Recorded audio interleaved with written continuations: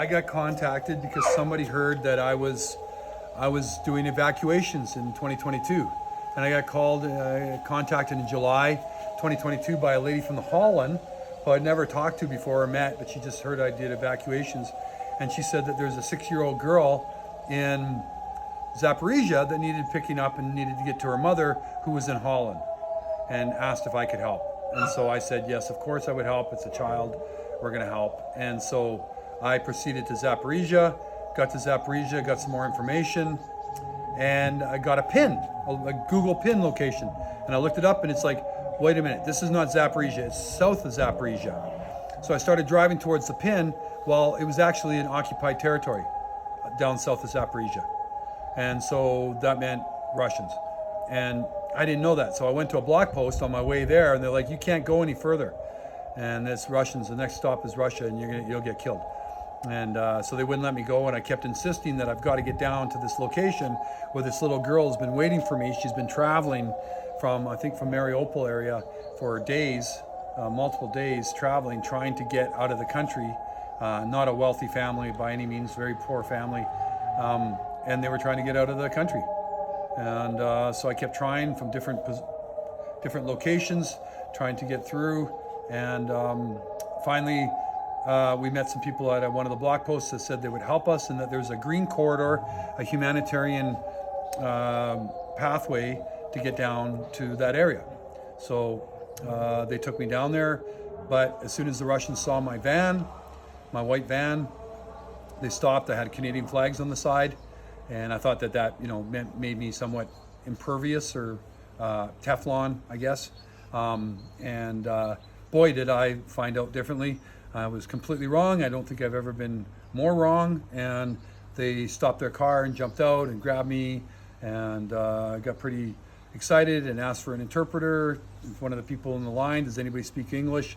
Not like that. That's what I suspect that they were saying. And a guy came up and interpreted and said, you got to get in the van and you got to go. We're taking you.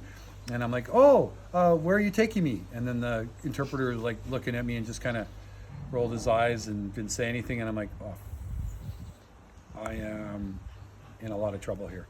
So anyway, I was taken down and arrested and detained and interrogated by Russians, soldiers, probably about 20 of them.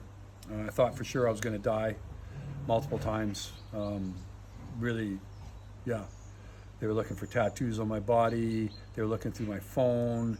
Thankfully, I had like lots of humanitarian work on my phone. My phone is packed with pictures of me helping people, and so that helped a little bit. But there was one picture of me with a soldier, and they freaked out about that. And I'm like, well, there's soldiers everywhere. Doesn't mean anything. And then they found some stuff that I had from when I was served in the army during the Cold War. They found some things that I had, a little trinket I just always kept in my pocket. It's like a good luck thing kind of thing. It was my regimental coin from Princess Patricia's Canadian Light Infantry. And they're like, look at this. And I'm like, yeah, I was a soldier, but that was 40 years ago. That's the Cold War. I'm here as a humanitarian. Look at my pictures. And then they had different translators come in, and the one guy goes, do you know who Hitler is? And I'm like, yeah, I know who Hitler is. Well, I mean, that's why we're here. We're trying to get rid of all the Nazis. And I'm like, okay, good luck, you guys. And, you didn't say anything bad to the Russians, because what are you going to do? Oh, yeah, well, you guys are fucking wrong. Well, boom, or a fucking screwdriver through the head or whatever. The one guy used to walk around with scissors around me, and, was always like menacing with the pair. Like, why are you walking around with a pair of scissors like a knife? The entire time I was detained, I thought I was going to die at any second. They're always cocking their guns, and they're always going like this, and they're always making gestures. And it was just like this. I'm going to die. I'm not going to die. I'm going to die. I'm going to, no, whatever. I'm going to live. I'm going to die. It was pretty crazy. And then they brought in a guy who was their commander, who looked like he was going to make the decision here. And he was big guy, and very strong looking guy. Looked like Jason Statham. Yeah, looked like him, only big. Mm-hmm. And so he finally comes in, and he grabs a chair and he swings the chair around. He sits down on the chair, gets right in my face. And then he sounded he didn't sound as tough as he looked. His voice was a little bit different. He goes, "So, you're from Canada?" I'm like, "Yep."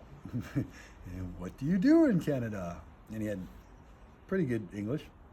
And so I told him I was a farmer. And he's like, "Oh, I am also a farmer." And I'm like, "Oh." And then so we started talking about farming, and he seemed really happy. And I don't think he met a lot of Canadians, those guys down there. And I don't think there's a lot of this happening for the soldiers. So wherever he's from in Russia and stuff like that, this is very odd for him. Very odd for me. I don't often get interrogated by Russians myself. So the first time for me too, buddy. And so, but we started talking and having a interesting conversation about farming and pigs and potatoes and things like that, and which I love, and he obviously loved too, and he's very proud, and he thought that was pretty neat. And then he's thought a little bit more, and he's like, "So, Canada, do you like hockey?" And I'm like, and I almost started laughing because there's a Jughead, that Jughead song in Canada. It's like, "Do you like hockey?" And it's like, "Do I like hockey? I like air hockey, ball hockey." Anyway, and so I almost started laughing, and I didn't, but I said, "Yes, I like hockey very, very much. I really do like hockey." And he said, "Oh, who is your favorite player?" So I was thinking, okay, I should probably pick a Russian player like Ovechkin. So I said, "Oh, Ovechkin." Holy shit, wrong thing to say. He just gets up and he's like, Ovechkin is shit. Ovechkin shit. And I'm like, "Whoa." I thought he was going to kill me. And then I go, Trechak. And he goes, "Oh, Trechak good. So he sits back down again, and we talk some more. And anyway, that's why I always say that Ovechkin almost got me killed. He's so mad when I said Ovechkin. He just didn't like Ovechkin at all. Anyway, so this interrogation goes on, and so he asked me if I want to have a cigarette, and so we go have a cigarette. We talk some more, and he says, "We will let you go." And I'm like, "Okay." But they had taken everything from my vehicle. They'd taken everything they could find in my vehicle, and they found about 200,000 hryvnia that I had stashed. And well, I know nothing about stashing anything. I know that they found everything, and so he starts to walk away and saying goodbye. And it was kind of a difficult situation, very strange and odd. But we shook hands. It's the only Russian I've shaken hands with, and there was some kind of mutual respect, I guess. And the guy did have my life in his hands. So he started to walk away, and I started to think about all the things that I had. And I'm like, "Oh, excuse me, all my stuff, oh, you will get your things." And okay, so walk back in, the guy opens the door, go back in, and I start to walk in, and I see all my stuff on the floor. They got spread out, and there was a sticker, and it says, "Go fuck yourself," Russian warship sticker. And when they found that, they were really upset. They were like, "What is this? What is this?" They're in my face like, "What is this?" And I'm like, "It's just a sticker. It's just a sticker. It doesn't mean anything. And I don't believe it. Here, let's rip it up." Like, we don't need that. And but all my stuff's on the floor, and so I was kind of like walking in and kind of like, "Okay, I think I'll start to go now, guys." And they're just all kind of looking at me, and I'm just like, I put one thing in the bag and nobody do anything, and I do it, so anyway, I packed everything up, and they let me out, and I got in my van, and I was about to start my van, and I'm like, I'm in occupied territory. I have no proof that I just got interrogated for whatever. I don't know who these fucking people are. I don't know where I am. There's no GPS signal here. I got to get something from these guys. So I go and I knock on the door. Again, the guys that just were going to kill me.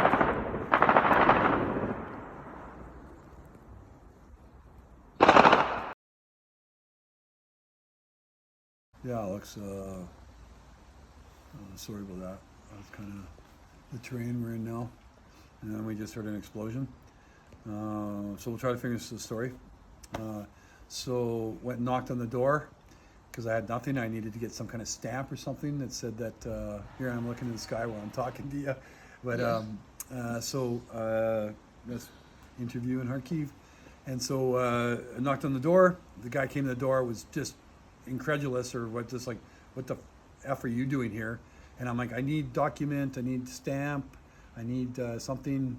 And he's like, oh, he understood, and slammed the door in my face, went in. I waited there for a few minutes. Whether or not he understood, I'm not sure. It came out with a little stamp card that tells me it's a little pass I got to give to the guys to get out of the occupied zone back into Ukraine. And then I'm like, oh, thank you. He slams the door in my face. He just handed it to me and slams the door. And so I drive away, and I get going, and I get to a block post, and finally I get a signal, and I